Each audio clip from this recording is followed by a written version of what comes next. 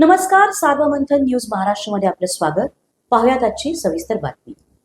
अहिल्यानगर जिल्ह्यातील देवळाली प्रवरा येथील लाख रोड परिसरात आज मंगळवारी दुपारी घडलेल्या दुर्दैवी घटनेत विजेच्या तारा कोसळून 8 गायींचा मृत्यू झाला.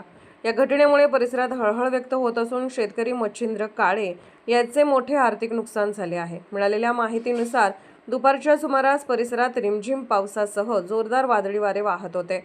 अचानक आलेल्या वादळामुळे वीज वाहक तारा तुटून खाली कोसळल्या.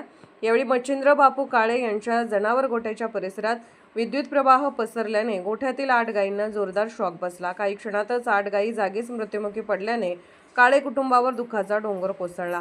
घटनेची माहिती मिळताच नगराध्यक्ष सत्यजित कदम, शेतकरी सेनेचे रवींद्र मोरे, माजी नगरसेवक डॉ. संदीप मुसमाडे यांच्यासह स्थानिक नागरिकांनी घटनास्थळी भेट देत मदत कार्य तसेच नगराध्यक्ष कदम यांनी महसूल विभागाच्या अधिकाऱ्यांशी संपर्क साधून तातडीने पंचनामा करण्याबाबत सांगितले. दरम्यान शासनाकडून तातडीने आर्थिक मदत व नुकसान भरपाई देण्यात यावी अशी मागणी काळे कुटुंबियांसह परिसरातील नागरिकांनी केली आहे.